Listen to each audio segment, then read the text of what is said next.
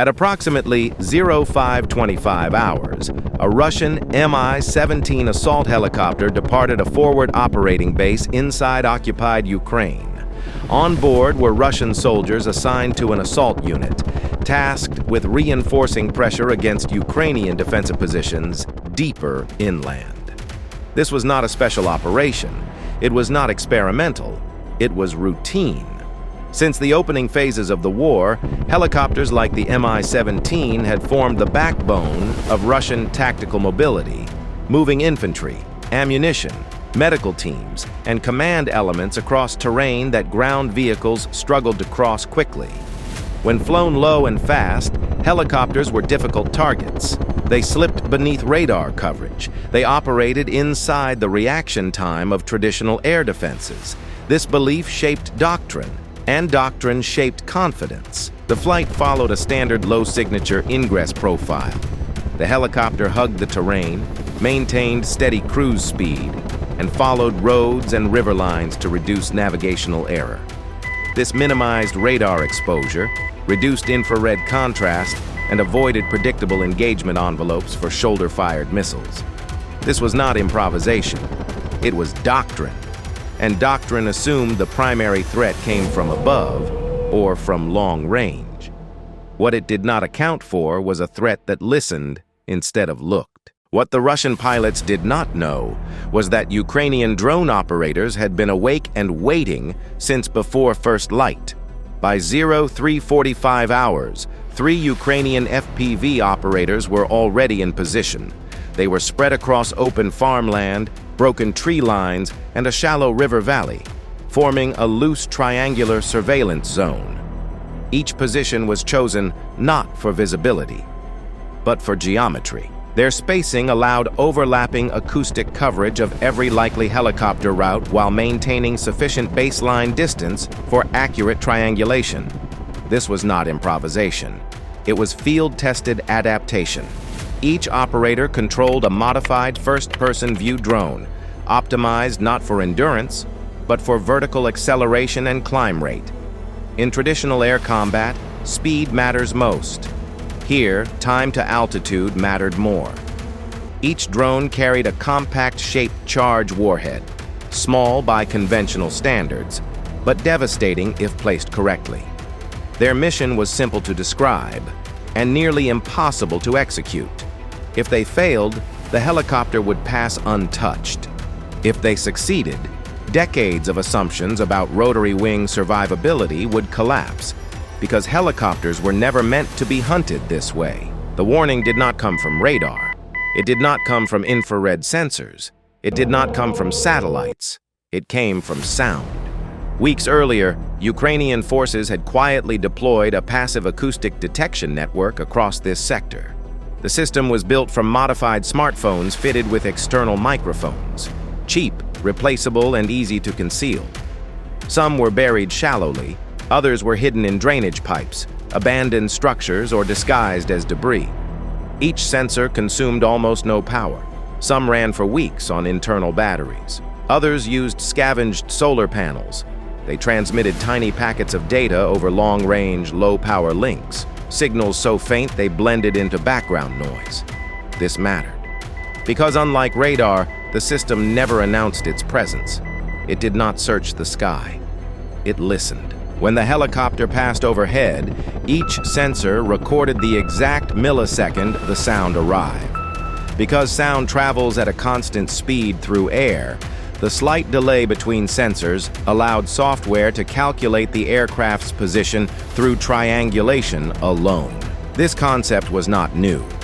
What was new was its tactical integration with drones.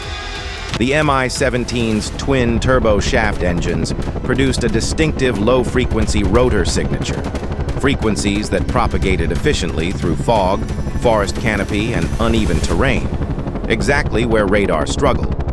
At just over 3.8 kilometers, the first sensor triggered. Seconds later, 2 more confirmed it. The system filtered environmental noise, matched the acoustic fingerprint, and generated a moving solution. Within moments, the helicopter's position was narrowed to roughly 75 meters. They had a track. This alone represented a doctrinal failure. Russian helicopter doctrine assumed that if an aircraft avoided radar, avoided visual contact, and stayed below missile engagement envelopes, it was relatively safe. The acoustic network bypassed all three assumptions at once. One operator launched a small scout drone, not to chase the helicopter, but to validate the projected route. The math was unforgiving. The Mi-17 would remain low. It would follow roads for navigation. It would maintain steady speed to conserve fuel and reduce acoustic variation. If the operators could predict where the helicopter would be, rather than pursue it, they might have a window. They had less than 9 minutes. The lead operator prepared his primary interceptor drone, a hybrid build with racing-grade motors, reinforced carbon fiber arms, and a salvaged-shaped charge adapted from older munitions. The trigger mechanism was crude and fragile. Moisture had weakened a solder joint during storage. Under normal conditions, the drone would have been grounded. Instead, he repaired it in place, as updates streamed into his earpiece, bearing 265, speed 132, altitude 30. Then friction arrived all at once. One operator's controller battery failed in the cold. Lithium cells drained faster than predicted. He relaunched with a weaker backup drone. Another operator lost video entirely as his drone vanished into fog. He flew blind, guided only by compass heading, timing, and acoustic updates. The Mi-17 turned onto a narrower secondary road as fog collapsed visibility into a uniform gray wall. And now, physics took over. The helicopter could not climb without exposing itself to higher altitude air defenses. It could not deviate far without risking power lines, trees, or unseen terrain. The aircraft was optimized for low-level flight. That optimization had become a trap. Several kilometers away, a Russian electronic warfare vehicle began sweeping the spectrum. Wide-band receivers scanned for anomalies.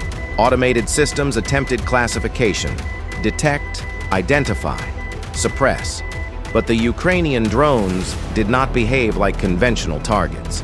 They used low-power, spread-spectrum links that jumped across hundreds of microchannels per second. By the time a signal was detected, it had already moved. To Russian systems, it blended into noise. This was a second doctrinal failure.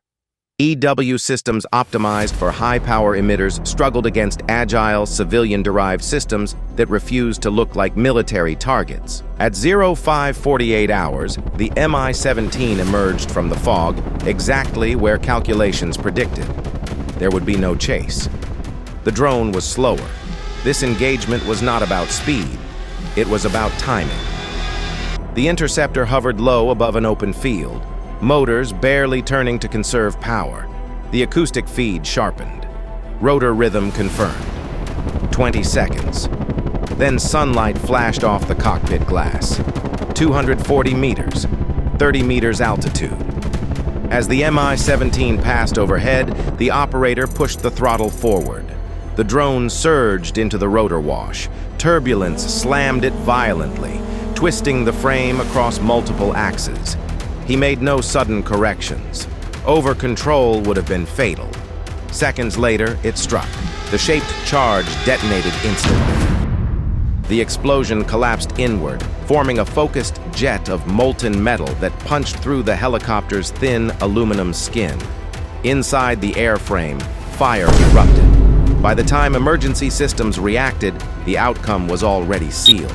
The Russian electronic warfare crew would not understand what had happened until the emergency beacon activated. By then, the Ukrainian operators were already gone, packing equipment and dispersing before counterfire could arrive. A drone built from hobby components, guided by sound, mathematics, and prediction, had destroyed a military helicopter worth millions. This was not luck. It was the collision of outdated doctrine with adaptive warfare. It demonstrated that helicopters were no longer threatened only by missiles and radar, but by networks, sensors, and prediction. And it marked a moment when flying low stopped being protection and became vulnerability.